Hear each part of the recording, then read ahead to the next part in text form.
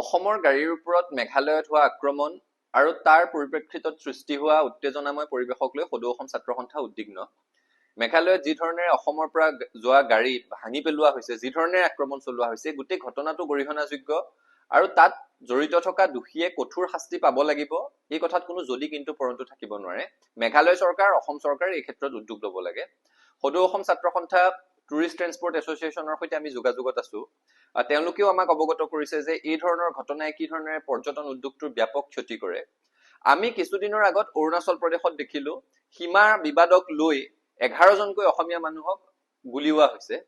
কালি মেঘালয়ত দেখিলো তেওঁলোকৰ কিবা নিজৰ আন্দোলন চলি আছে আৰু তাৰ পৰিণতিত অসমৰ পৰা যোৱা গাড়ী ভাঙি চুৰমাৰ কৰা হৈছে। চুবুৰীয়া ৰাজ্যসমূহৰ অসমৰ প্ৰতি, অসমৰ মানুহৰ প্ৰতি হঠাৎ বৃদ্ধি পোৱা এই আক্ৰোশক লৈ আমি ছাত্ৰ সন্থা উদ্বিগ্ন। অসম চৰকাৰে গোটেই বিষয়টো গুৰুত্ব সহকাৰে ল'ব লাগে। অসম চৰকাৰ, মেঘালয় চৰকাৰ, দুয়োখন চৰকাৰৰ মাজত আলোচনা হ'ব লাগে। দুয়োখন চৰকাৰে নেতৃত্ব গ্ৰহণ কৰিব লাগে যাতে শংকামুক্ত পৰিৱেশত পৰ্যটন উদ্যোগটো আগবাঢ়ি যায় তাৰ ব্যৱস্থা গ্ৰহণ কৰিব লাগে। এনেকুৱা ঘটনা দুবছৰমান আগতেও আমি দেখিছো যেতিয়া অসমৰ পৰা যোৱা গাড়ীসমূহ ভাঙি পেলোৱা হয়। অসমৰ মানুহে আমি সংঘাত নিবিচাৰো, কিন্তু সকলো ক্ৰিয়াৰে এটা প্ৰতিক্ৰিয়া থাকিবই, সেইটো স্বাভাৱিক। আৰু এই ক্ষতিটো অসমৰ যিমান হয় তাতকৈ বেছি মেঘালয়ৰ হয়। কাৰণ পৰ্যটন উদ্যোগটোক কেন্দ্ৰ কৰি, বাহিৰৰ পৰা যোৱা পৰ্যটকসকলক কেন্দ্ৰ কৰিয়ে মেঘালয়ৰ অধিকাংশ লোকৰ জীৱন জীৱিকা চলি আছে। এনেকুৱা ঘটনা যেতিয়াই কোনোবা সংগঠনে তাত সংঘটিত কৰে, এনেকুৱা ঘটনা যেতিয়াই সংঘটিত হৈ তাত পৰ্যটকৰ আহযাহ বন্ধ হৈ যায়, তেওঁলোকৰ মেঘালয়ত, শ্বিলঙত চলি থকা হোটেল ৰেষ্টুৰেণ্টসমূহৰ মালিকে প্ৰথম প্ৰতিবাদ কৰিবলৈ আৰম্ভ কৰে। তেওঁলোকে প্ৰথম এই পৰিৱেশটো যাতে বিনষ্ট নহয় তাৰ কাৰণে কুচকাবাজ কৰিবলৈ আৰম্ভ কৰে, কাৰণ তেওঁলোক ক্ষতিগ্ৰস্ত হয়।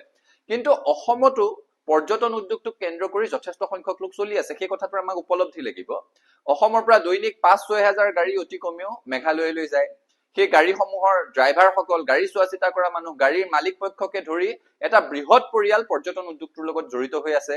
আৰু এই ধৰণে অসম মেঘালয়ৰ মাজত সংঘাত হৈ আছে বুলি যদি বা বাতৰি প্ৰচাৰ হয়, তেতিয়া দেশ বিদেশৰ পৰাও পৰ্যটক উত্তৰ পূৰ্বাঞ্চললৈ আহিবলৈ, অসমলৈ বা মেঘালয়লৈ আহিবৰ কাৰণে শংকাবোধ কৰে। গতিকে এই পৰিৱেশটো শাম কটাৰ ক্ষেত্ৰত অসম চৰকাৰ আৰু মেঘালয় চৰকাৰে উদ্যোগ গ্ৰহণ কৰিব লাগে। দোষীক শাস্তি দি দৃষ্টান্ত স্থাপন কৰিব লাগে। এই ধৰণেৰে গাড়ী ভাঙি থাকিব, তাৰপিছত আলোচনা হ'ব, পৰিৱেশটো আকৌ কিছুদিনৰ কাৰণে চিজিল হ'ব, দুবছৰমানৰ পিছত পুনৰ গাড়ী ভাঙিব। এই প্ৰক্ৰিয়াটোৱে চলি থাকিব নোৱাৰে।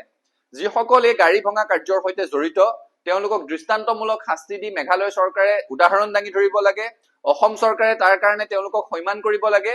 আৰু তাৰ পাছত আলোচনাৰ মাজেৰে দুইখন ৰাজ্যৰ মাজত যাতে পৰ্যটন উদ্যোগটো ভালদৰে চলি থাকে, দুইখন ৰাজ্যৰ মাজত যাতে ৰাইজৰ মাজত কোনো ধৰণৰ সংঘাতৰ সৃষ্টি নহয়, ৰাইজৰ মাজত বুজাপৰাৰ অভাৱ নহয়, তাৰ কাৰণে দুইখন চৰকাৰে উদ্যোগ গ্ৰহণ কৰিব লাগে। সদৌ অসম ছাত্ৰ সন্থাই উত্তৰ পূৰ্বাঞ্চল ছাত্ৰ সংগঠনৰ অংশ হিচাপে খাচী ছাত্ৰ সন্থাৰ সৈতেও আমি এই ক্ষেত্ৰত আলোচনা কৰিম। অসমৰ পৰা শংকামুক্ত পৰিৱেশত যাতে গাড়ী অহা যোৱা কৰিব পাৰে, সেই পৰিৱেশ ৰচনা কৰাৰ ক্ষেত্ৰত সদৌ অসম ছাত্ৰ সন্থাৰ কৰণীয়খিনি আমি নিশ্চিতভাৱে কৰিম। কিন্তু ইয়াত উদ্যোগ মূলতঃ গ্ৰহণ কৰিব লাগিব অসম চৰকাৰ, মেঘালয় চৰকাৰ। অসমৰ প্ৰতি মেঘালয়, অৰুণাচলকে ধৰি চুবুৰীয়া ৰাজ্যৰ এই ধৰণে আক্ৰোশ বৃদ্ধি পোৱাটো কোনো কাৰণত ইতিবাচক কথা হ'ব নোৱাৰে। অসম চৰকাৰে কথাটো গুৰুত্ব সহকাৰে লওক।